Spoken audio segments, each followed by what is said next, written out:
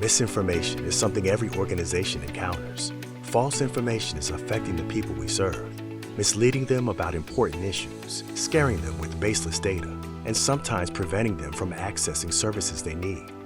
Whether it's confusion about services, false claims spreading in your community, or narratives that undermine your work, it is critical to determine the best response to combat misinformation. It's important to note up front, false information doesn't spread simply because people are uninformed. It spreads because people are human. When people are experiencing uncertainty, they want stability. They want answers. When people are stressed, skeptical, or trying to navigate complex systems, they often rely on quick judgments. In those moments, emotion, urgency, and incomplete information can take hold. In fact, we can often assume most people who share false information aren't acting with bad intentions. They're trying to make sense of something easily and often in real time.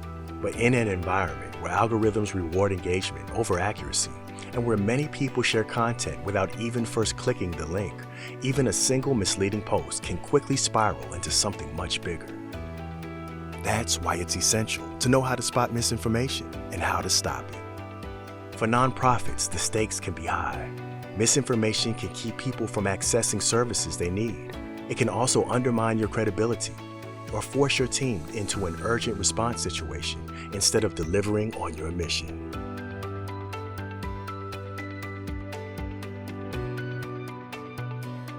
Not all misinformation is created equal, and not everyone spreading it has the same intent. Some people share information because they genuinely believe it's helpful. Others may be acting in their own self-interest, and in some cases, misinformation is spread deliberately to cause harm. Content designed to mislead or provoke may require a very different approach or no response at all. Let's discuss the ways of approaching this. Before responding to any piece of information, pause and verify the data. One of the most effective tools is the SIFT method. Stop, investigate, find, trace. Stop the spread. Don't share immediately. Take a moment to assess what you're seeing. Investigate the source. Look for where this came from. Who is behind this information? Are they credible? Find out more. Check other trusted sources. Is this being reported elsewhere? Trace the evolution of the message. Track how the information started and how people are describing it now. Has it been distorted along the way? This method works across media and formats, including the increasingly popular use of AI-generated images and content, which are difficult to identify and distinguish from real photography and video. Alongside the SIFT method, there are common red flags that alert you to misinformation. Misinformation often relies on emotional triggers, especially fear or urgency. It may use cherry-picked data to support a misleading conclusion. It may present false experts or credentials. It may frame issues as conspiracies, suggesting hidden truths without evidence. Or it may take accurate information and present it out of context. These tactics are not new. They existed long before social media, and they continue to work because they tap into how people think and feel.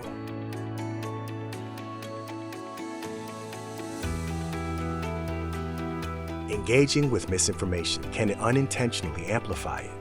Sometimes the best strategy is to monitor the situation, but not respond.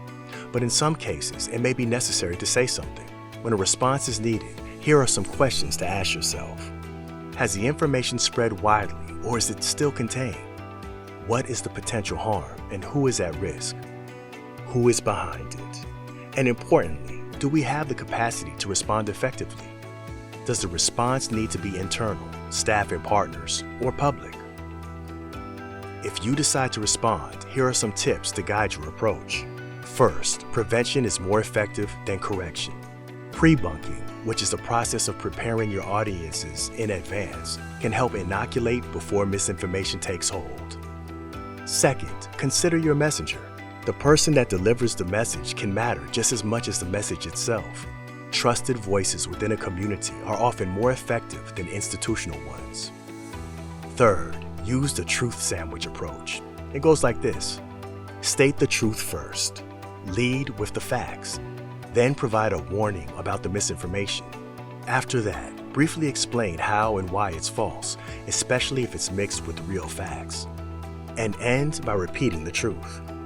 This helps correct falsehoods without amplifying them. Let's look at an example. Here's the scenario. A state agency is rolling out new EBT card technology next month. Based on past transitions, advocates know misinformation about tracking and surveillance will spread, especially targeting seniors and people with disabilities who may be less familiar with chip technology. Start with the truth. Starting March 1st, SNAP benefits will load onto a new card with updated security features. Your benefit amount stays exactly the same, and the switch is automatic. You don't need to do anything. Issue a warning. Heads up, you may see posts on social media or hear from neighbors claiming these new cards will track what you buy, report your purchases to the government, or require you to reprove eligibility. These claims are false. Explain why it's false. These rumors use fear tactics to discourage eligible families from using benefits they're entitled to. Watch for secret tracking technology. They're going after seniors on fixed incomes, and share before they delete this. Repeat the truth. The truth is that the new cards work exactly like the old ones. They just have upgraded chip technology for security, like your bank card. Your shopping is always private. Lastly, it's important to recognize your role in all of this. Not every organization needs to respond to every piece of misinformation. Being strategic means focusing your efforts where they can have the greatest impact, whether fact-checking, correcting, or countering. Misinformation is a persistent challenge, but it's also a manageable one. Pausing, verifying, and responding strategically. These are simple but powerful tools you've learned. They don't depend on any single platform or technology, and they will remain relevant as the information landscape continues to evolve. By applying these skills, you can help protect your communities, strengthen trust, and ensure that accurate information rises above the noise. To explore these strategies further, access the full training materials, handouts, and additional videos available in the Strategic Communications Planning Hub.